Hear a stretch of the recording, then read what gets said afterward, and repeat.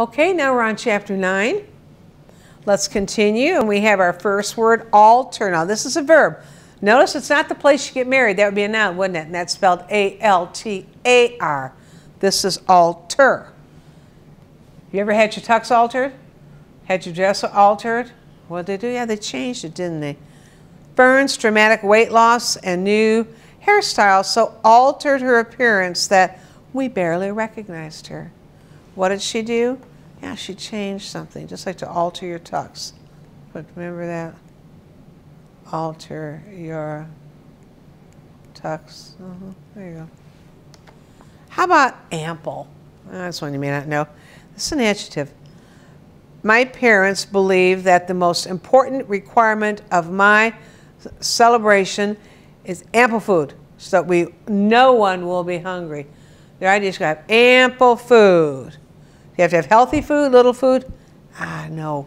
Got to have plenty of food. Ample.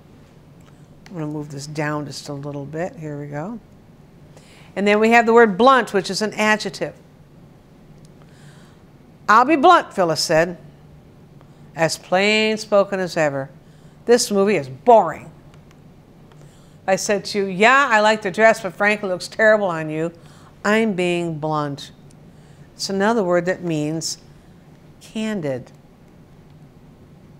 means I'm being truthful, but a little rude. Know what I mean? There it is, yeah. It's a negative in our society. You don't want to be called a blunt person. It means, yeah, you speak the truth, but you're not very nice when you do it. I would not want to be considered blunt. Then we have the word chronic. Have you ever heard that adjective? Chronic illness. They're chronically late, chronically tardy, chronically hungry. It means all the time, right? Chron, Greek for time. Leon has been chain smoking for so long that he has developed a chronic cough, heard daily by everyone in the office. A chronic cough, constant, right? You ever heard of a chronic complainer, just constantly complaining? And they have the same kind of idea, chronological.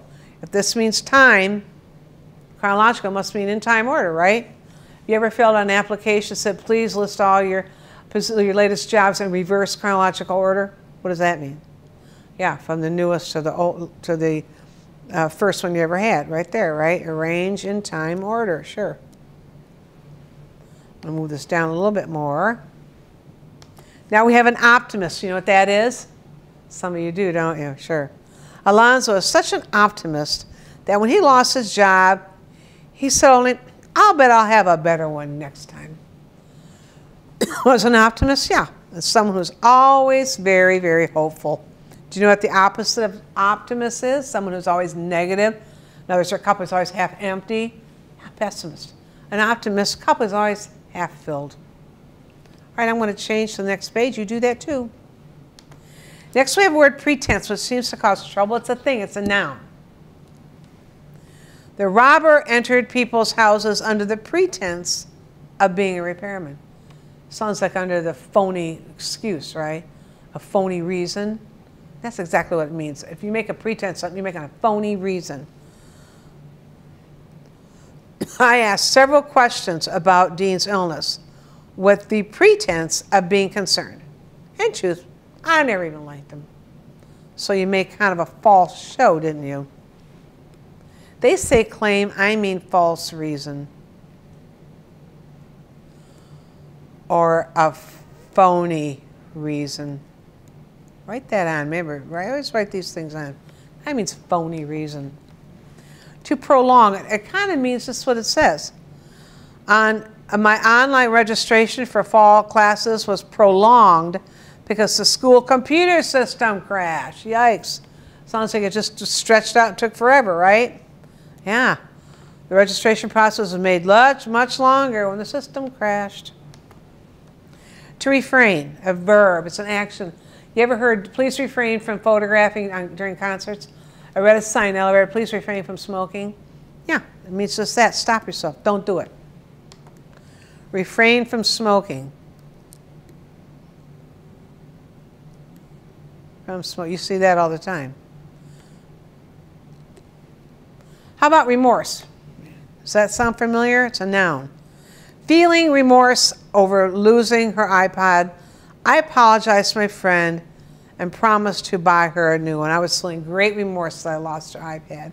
Were you feeling excitement? Were you feeling regret or ambition? Yeah, you're feeling great regret, right? If you're remorseful, you feel very bad. You're very regretful. All right, let's pull this down and get our dictionary straightened out.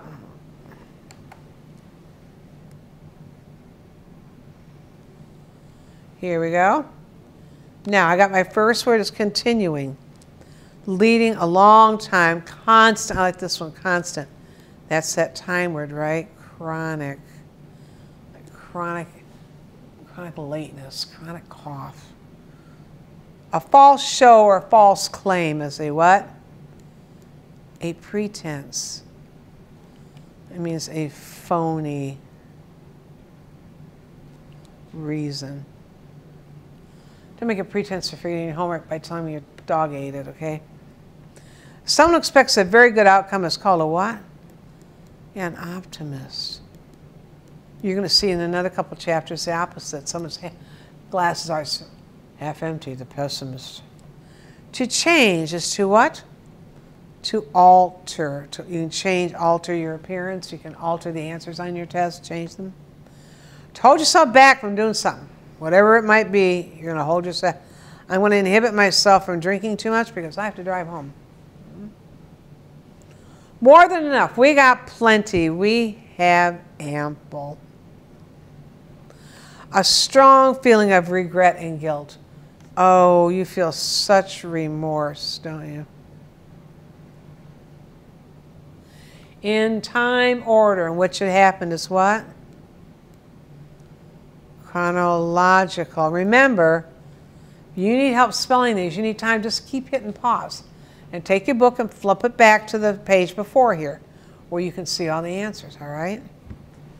Let me move this down. Don't be afraid to do that. Straightforward and brief. All often very rude is called what? Being blunt, like being candid. How about to make something last longer? Let's do prolong it. Yeah. All right, you finish those next 2 pages.